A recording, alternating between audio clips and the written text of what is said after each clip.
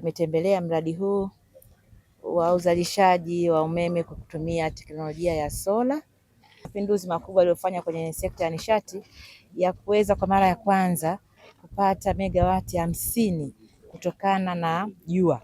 Sisi kama kamati tunashukuru kwamba zile fedha ambazo ziliidhinishwa takribani bilioni 118 ambazo zimetumika hapa kwa mwaka wa fedha 25/26 sisi tunaona zimetumika ipasavyo, kwa sababu mradi huu umeshaingiza kwenye gridi ya taifa hizo megawati ambazo zinazalishwa. Kwa hiyo utaona dhamira ya serikali ya kuwa na energy mix, ya kutotegemea chanzo kimoja, mfano umeme wa maji tu au umeme wa gesi, lakini leo tunapata fursa kama nchi kuweza kupata umeme katika vyanzo vingine na hivyo kuongeza uhakika wa upatikanaji wa nishati ya umeme.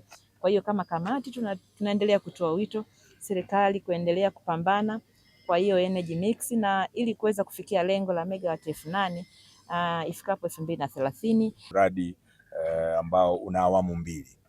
Awamu ya kwanza ni kuzalisha megawati 50 kupitia sola, na awamu ya pili ambayo tunatarajia kuianza hivi karibuni ni ya kuzalisha megawati 100. Jumla ya fedha ambazo zimetumika katika awamu ya kwanza ni bilioni 118 kwa ajili ya megawati hizi 50, lakini awamu ya pili ambayo itazalisha megawati hizo 100 itakuwa na kama bilioni 216 hivi, ambazo zitatusaidia sasa kuweza kuongeza uwezo wa uzalishaji, na tunaendelea na jitihada za kuhakikisha pia tuweze kupata megawati kama 130 za geothermal ambapo itatuongezea hiyo energy mix. Tunaendelea kuangalia pia kuongeza namna ya uzalishaji kwa njia nyingine ya upepo, kuwa na zile turbine zinazozungushwa na upepo.